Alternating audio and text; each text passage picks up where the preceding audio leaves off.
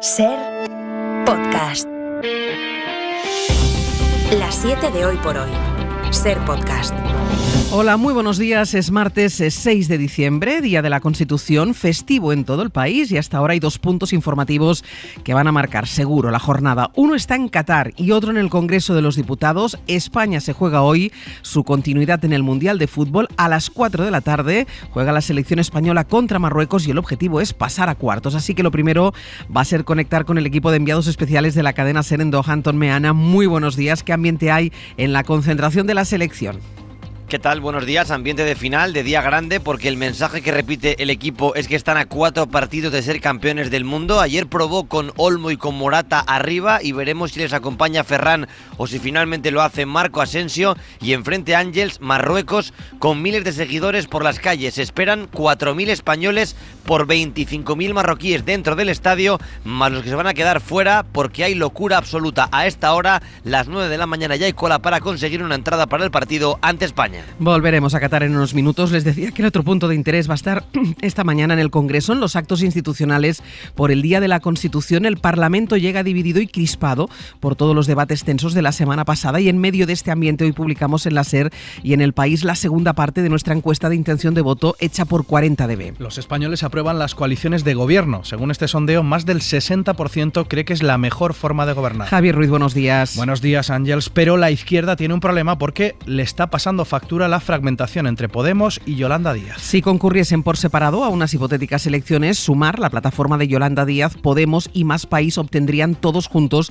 32 escaños. Eso es menos de lo que tienen ahora mismo Unidas Podemos. Sara Selva, buenos días. ¿Qué tal? Buenos días. Podemos y Yolanda Díaz están más alejados que nunca, por eso el barómetro de 40DB contempla dos escenarios. Uno en el que Díaz y Podemos vayan unidos a las elecciones en una sola candidatura y otro en el que pase todo lo contrario. La conclusión es clara. La fragmentación no solo perjudica el espacio que ahora ocupa Unidas Podemos, que perdería 25 escaños, sino que reduce las posibilidades para reeditar el gobierno de coalición. Si Yolanda Díaz y Podemos van a las elecciones divididos, el PSOE y el resto de partidos obtendrían 136 diputados, 17 menos que la coalición actual y muy lejos de la mayoría necesaria para formar gobierno. Si en cambio acuden unidos bajo el paraguas de Sumar, el proyecto de Yolanda Díaz recuperaría la tercera fuerza política con 57 escaños y la izquierda conseguiría los mismos diputados que tiene ahora la coalición. No tendría, de hecho, dificultades para alcanzar de nuevo con los socios una mayoría suficiente para gobernar. Los encuestados creen que, si no hay acuerdo, el principal responsable de la ruptura sería Pablo Iglesias.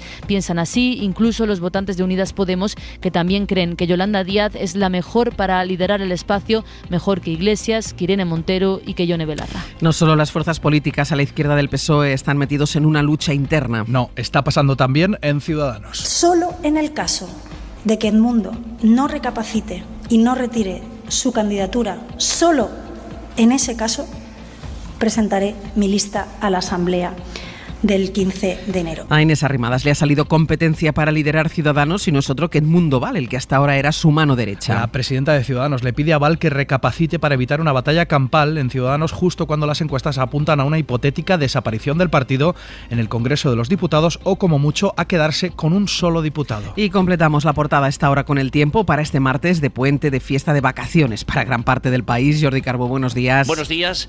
Hoy veremos muchas nubes, pero poca agua van a dejar, solo alguna llovizna, especialmente en el interior peninsular. Además, las nubes serán más rotas, con dominio del sol en muchos momentos en Galicia, el Cantábrico, el Mediterráneo y Canarias. Las nubes serán tan bajas que en muchos momentos darán lugar a niebla sobre todo en carreteras de montaña, mucha precaución. Y temperaturas muy parecidas durante toda la jornada. Esta noche han bajado poco, hace frío pero no demasiado, pocas heladas tenemos ahora mismo. Las máximas se situarán entre los 10 y los 15 grados en la mayor parte de poblaciones, alrededor de los 25 en Canarias.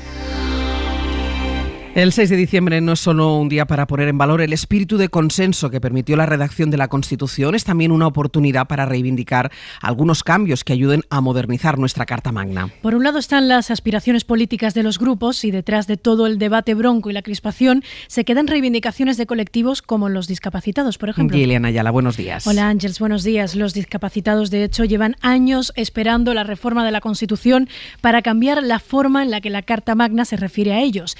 Piden cambiar el término disminuido por discapacitado. Pero el problema es que hasta ahora nunca se ha podido llegar a un acuerdo en la Cámara y el clima que hay ahora tampoco invita al optimismo, Mariola Lourido. Más de 20 años llevan los colectivos pidiendo borrar disminuido del artículo 49 de la Constitución. El término les duele, es ofensivo y está obsoleto, pero ahí sigue. El CERMI va a intensificar la presión para que PSOE y PP desbloqueen esta reforma constitucional que, según su presidente Luis Callo, es excepcional y no contiene otras cosas. Creo que es verdad que el contexto político de polarización, de desacuerdo entre las principales fuerzas mayoritarias no favorece.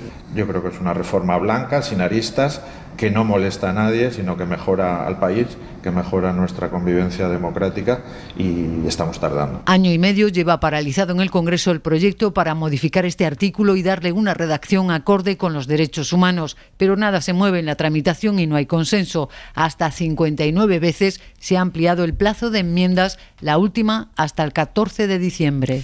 El partido de esta tarde entre España y Marruecos, les decíamos, es sin duda una de las noticias de esta jornada, pero está alcanzando una dimensión que va incluso más allá del fútbol. Los consulados de Marruecos en nuestro país han hecho un llamamiento a la tranquilidad a sus ciudadanos ante la posibilidad de que se pueda producir algún disturbio. La Policía Nacional también ha activado un extenso dispositivo policial para velar por la tranquilidad durante y después del partido, sobre todo en las ciudades donde más marroquíes viven. El objetivo, dicen en las fuerzas y cuerpos de seguridad, es evitar enfrentamientos violentos como los que ocurrieron en Bruselas tras el partido, precisamente entre Marruecos y Bélgica. En Rabat también hay mucha expectación por lo que pueda pasar esta tarde, incluso en el Parlamento marroquí. Desde el Magreb informa para la SER Sonia Moreno. Los temas de conversación giran desde hace días en torno a este partido, con venta de camisetas y banderas por todos los rincones. Los niños pasean con globos rojos con la estrellita verde de la insignia marroquí. Circulan vídeos de TikTok, memes y viñetas en los medios. Una caricatura, por ejemplo, con la bandera roja de Marruecos a modo de capote. El torero es el entrenador Regragui y torea una bestia española amarilla y roja. Hay un renacimiento del patriotismo. Hasta ha habido aplausos en el Parlamento tras la sesión del lunes por haberse clasificado para los octavos de final. Uno de los hispanistas más prestigiosos, Abderrahman El Fati, nos decía esto ayer desde Tetuán. Vamos a por todas, te lo digo, como marroquí y luego como hispanista con el corazón partido. Por otro lado, aunque hasta ahora han celebrado las victorias de la selección de manera pacífica dentro del país, algunos institutos Cervantes, como el de Casablanca, van a cerrar a mediodía por temas de seguridad.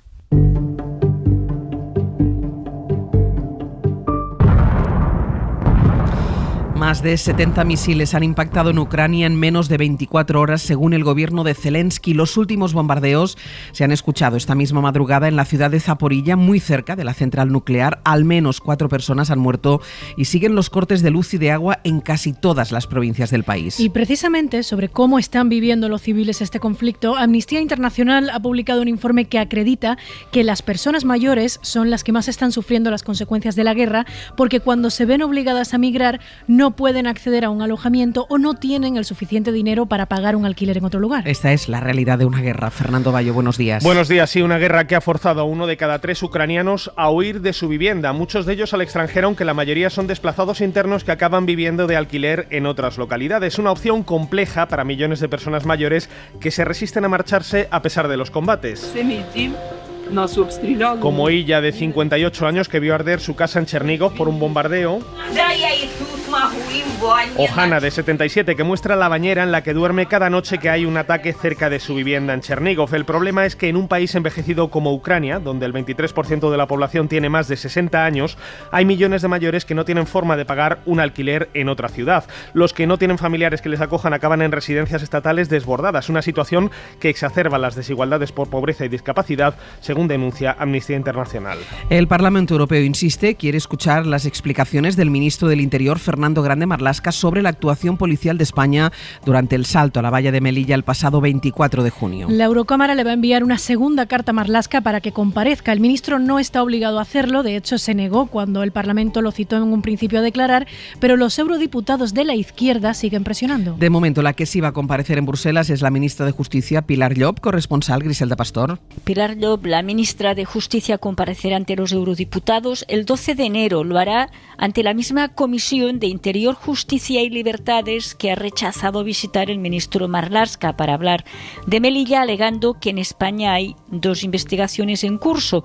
Un argumento que los eurodiputados rechazan porque ayer y a petición del grupo de la izquierda se aprobó volver a reclamar su presencia. Que no viniera Marlaska en una segunda vez sería insostenible. Es el eurodiputado Miguel Urbán satisfecho, aunque por el momento la petición no tiene fecha, y la de la ministra de Justicia para hablar del Consejo del Poder Judicial se aprobó este verano y se confirmó ayer, justo cuando los populares ya volvían a reclamar su presencia para hablar de la reforma de la sedición. Y España apuesta por empezar a descentralizar los organismos públicos o científicos y hoy tenemos ya 2 ejemplos. Sevilla será la sede de la Agencia Espacial Española y A Coruña la de la Agencia Española de Supervisión de la Inteligencia Artificial. En el abierto vamos a analizar qué supone esta descentralización, cómo va a influir en el desarrollo, en este caso, de Andalucía y Galicia. Y precisamente Galicia está despuntando como una de las comunidades autónomas que más está apostando por el desarrollo de las nuevas tecnologías. Radio Coruña, Marco San Luis. La Agencia Española de Supervisión de la Inteligencia Artificial estará en La Terraza, un edificio de los años 20 del siglo pasado ubicado en pleno centro de la ciudad. A Coruña combina empresas vinculadas con las nuevas tecnologías y centros de investigación en este ámbito ligados a la universidad y además impulsa la llamada ciudad de las TIC. Son algunos de los valores que han llevado al Gobierno a apostar por A Coruña, que ha tenido además el respaldo de las instituciones de Galicia. Inés Rey, alcaldesa. Si lo hemos conseguido es gracias a la forma de trabajar que siempre he defendido: seriedad, rigor, dedicación absoluta y anteponer los intereses de A Coruña a cualquier otro interés. Hoy ha ganado A Coruña y con ella gana toda Galicia. A Coruña ha hecho valer además las relaciones con el norte de Portugal de Galicia, comunidad afectada por el declive demográfico, uno de los criterios que sumaban puntos en esta convocatoria.